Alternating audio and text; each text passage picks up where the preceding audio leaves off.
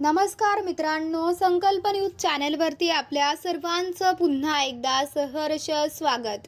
आताच्या क्षणाची सर्वात मोठी आणि महत्त्वाची बातमी समोर येत आहे। सविस्तर बातमी जाणून घेण्यापूर्वी आपण जर चॅनलवरती नवीन असाल तर चॅनलला सबस्क्राइब करा, बेल आयकॉन प्रेस करा। संपूर्ण राज्याचं लक्ष लागलेला वरळी विधानसभा मतदारसंघाचा निकाल समोर आला आहे। वरळी विधानसभा मतदारसंघातून आदित्य ठाकरेंनी विजय मिळविला आहे। आदित्य ठाकरेंसमोर शिवसेना शिंदे गट मिलिंद देवरा आणि मनसेच्या संदीप देशपांडे यांचं आव्हान होतं, पण या दोन्ही उमेदवारांचं आव्हान संपुष्टात आणत आदित्य ठाकरेंनी विजय मिळवला आहे। विधानसभा निवडणुकीच्या घोषणेपासूनच वरळी मतदारसंघ विशेष चर्चेत राहिला आहे।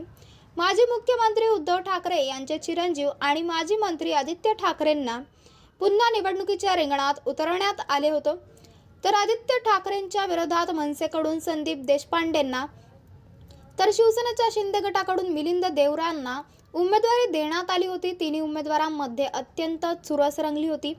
निवडणूक प्रचाराच्या रणधुमाळीत हा मतदारसंघ चांगला चर्चेत होता। विद्यमान आमदार महायुती आणि मनसे अशी लढत चुरशीची ठरली।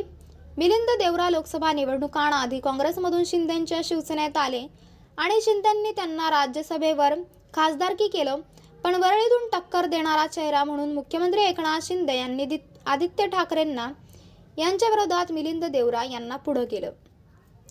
तर मित्रांनो, आपल्याला काय वाटतंय? आपली प्रतिक्रिया आम्हाला कमेंट बॉक्सच्या माध्यमातून नक्कीच कळवा आणि चॅनलला आणखीनही सबस्क्राइब केलं नसेल तर चॅनलला सबस्क्राइब करा, बेल आयकॉन प्रेस करा, जेणेकरून असेच नवनवीन व्हिडिओ व चालू राजकीय घडामोडी सर्वप्रथम आपल्याला या चॅनलवरती बघायला मिळतील।